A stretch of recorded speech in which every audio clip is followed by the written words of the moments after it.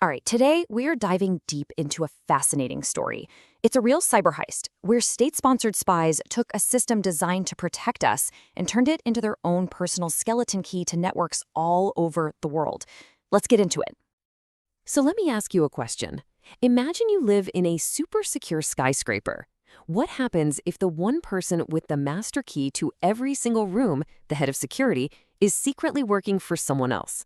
Well, that's pretty much the core of the story we're unpacking today.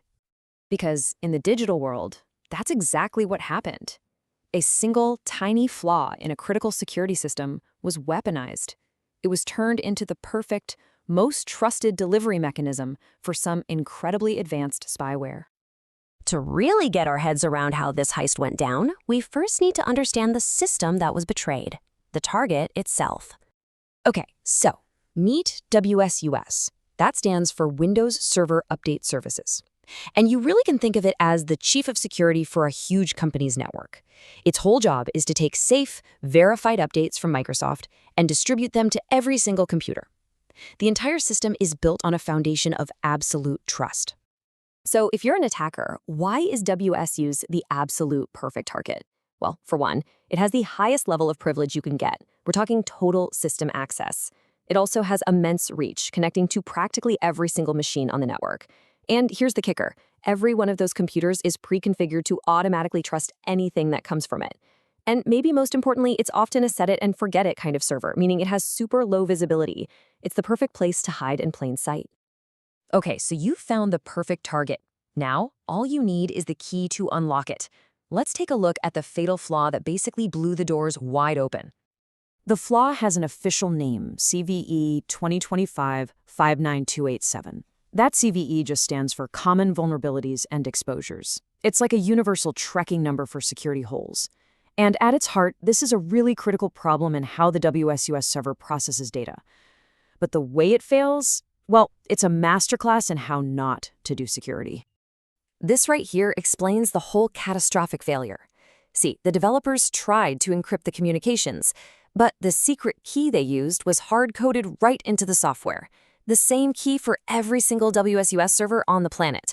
So an attacker just crafts a malicious command, encrypts it with this key that everybody knows, and sends it off. The server gets the package, happily decrypts it, and immediately runs the command with full system privileges. You know, it's like they put a huge lock on the door, but then they taped the key right next to it. So the attackers are in. They have complete control of the server. Now what? What do they install? Well, their weapon of choice is a really sophisticated piece of kit called ShadowPad. Now, ShadowPad is not your average malware. Think of it more like a spy's multi-tool or a digital Swiss Army knife. It's actually the successor to another famous tool you might have heard of called PlugX, but it's way more advanced. The first piece that gets installed is tiny and stealthy. Its only job is to call home. And then, depending on the mission, the command center can attach different modules, maybe a keylogger, a file stealer, a network scanner, whatever the job needs. It's incredibly dynamic, adaptable, and a nightmare to detect. And to make things worse, it hides using a classic technique called DLL Side-Loading. This is the digital version of a Trojan Horse. The attackers don't run their malware directly. No, instead, they trick a completely legitimate, trusted program into loading their malicious code for them. And here's exactly how they pull it off. You can think of it as the ShadowPad triad. First, you have the bait, a totally legitimate, digitally signed program. It looks completely harmless. But then, they pull the switch. They've placed their malicious library file in the same folder. So when that legitimate program starts up, it looks for its files, finds the malicious one first, and loads it.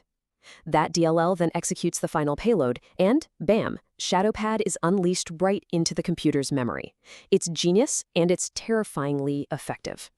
So we know how they got in, and we know what they're using, but who is actually behind these attacks?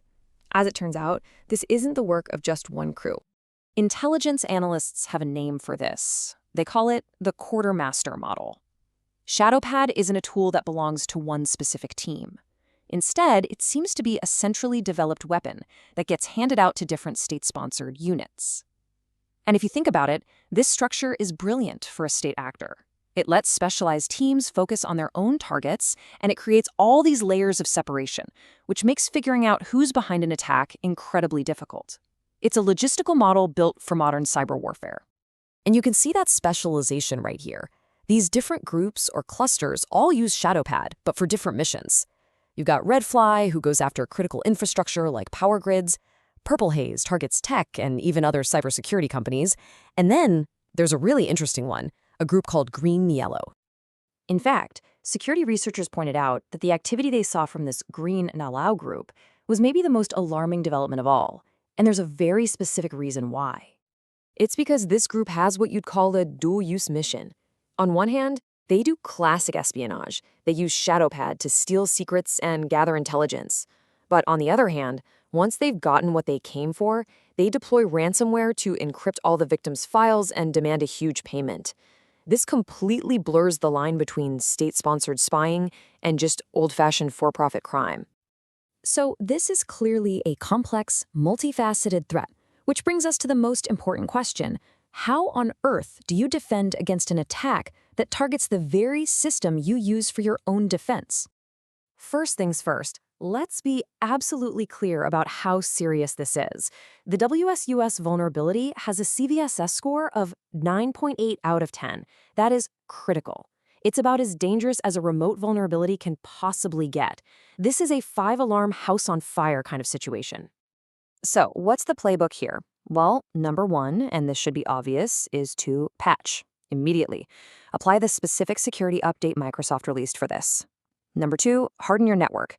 A WSUS server has zero business being accessible from the internet, so block access to its ports and lock down its outgoing traffic so it can only talk to Microsoft. And finally, this is a huge wake-up call to start thinking about moving away from these older on-premise systems like WSUS to more modern cloud-based solutions. You know, when you step back and look at it, this entire story really hinges on the weaponization of trust. The attackers didn't just break a piece of software. They exploited our fundamental assumption that the systems designed to protect us are in fact safe. And that leaves us with a pretty big question to think about. When trust itself becomes the vulnerability, how do we even begin to rethink security for the future?